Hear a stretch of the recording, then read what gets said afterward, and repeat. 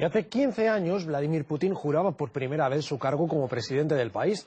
Durante su mandato ha tenido que afrontar numerosos retos y desafíos y también ha habido logros y avances frutos de su gestión. Elena Milinches nos resume la dilatada trayectoria política del mandatario ruso.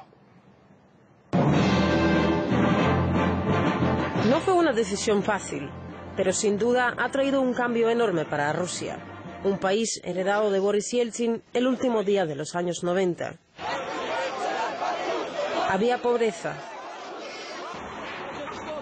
ataques terroristas. En aquel entonces, el poco conocido al mundo Vladimir Putin se apresuró a buscar una salida para esta época oscura. Putin, ex agente de la KGB, fue reformador en su ciudad natal, San Petersburgo, una combinación de dureza con un punto de vista liberal que atrae a la población rusa. En primer lugar, había que resolver los problemas en casa, acabar con el terror internacional en la República Chechena, poner fin al poder de los oligarcas que en aquella época eran dueños del país y sus enormes recursos naturales. Algunos de ellos llegaron a mi oficina cuando Yeltsin dijo que yo iba a presentar mi candidatura y me dijeron: ¿sabe usted que aquí nunca va a ser presidente? Yo dije: ya veremos. ¿Y cómo consiguió controlarlos? De diferentes maneras.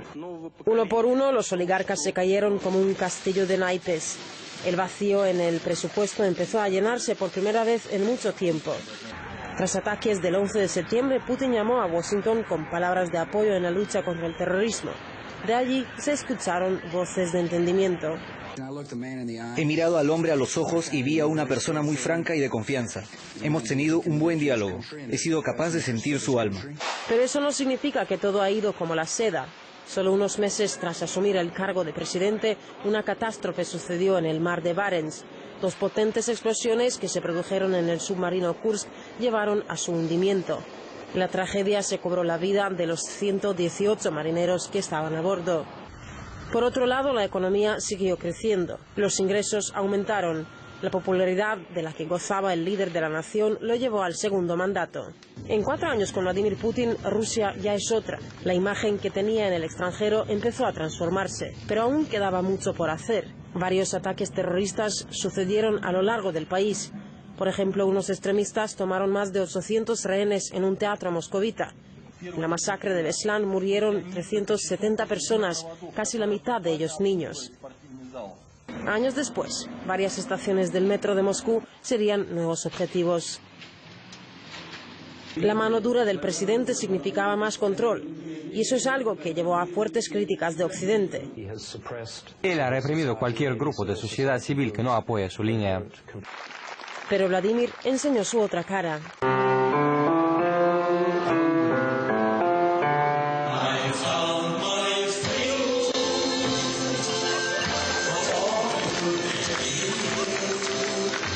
En el país se creó la imagen de un super Putin cuya popularidad siguió creciendo. Como la Constitución prohíbe el tercer mandato, en 2008 Putin dejó el puesto de presidente a Dmitry Medvedev y se quedó con el sillón de primer ministro. Una situación que provocó una serie de bromas y chistes. Ese año las tropas georgianas atacaron la República de Osetia del Sur. Una base de pacificadores rusos se encontró entre los primeros objetivos del fuego de artillería georgiano. En un intento por defender a los habitantes de la República colindante, Rusia envió sus unidades a Osetia del Sur y expulsó a las tropas georgianas, llegando casi a la capital. Según las autoridades osetas, la ofensiva georgiana de 5 días dejó entre 1.500 y 2.000 civiles muertos. El 2008 marcó al mundo por la gran crisis económica, algo de lo que Rusia, como una economía ya estable, salió sin mayores pérdidas.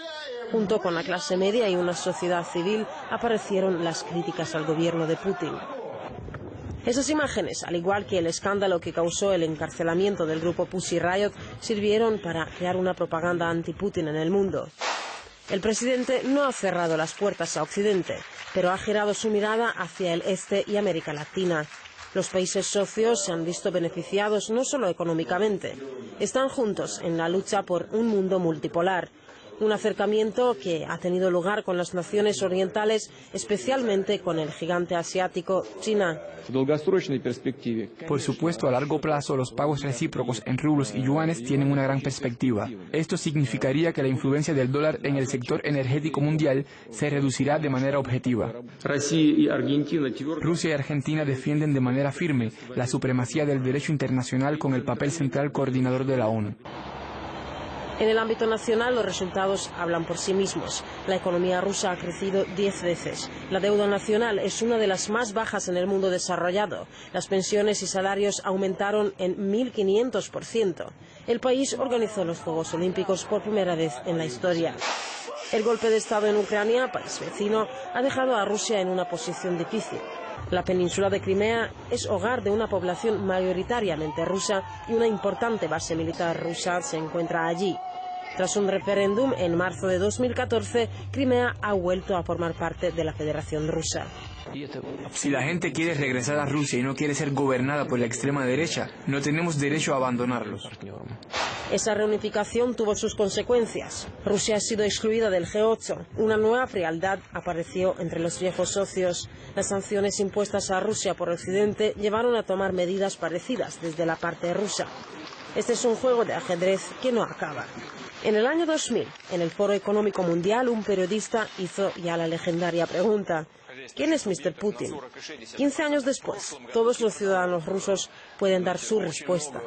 Las últimas encuestas le dan más del 80% de apoyo. Para Occidente, Putin y su popularidad siguen siendo la incógnita. Yelena Milinchich, RT.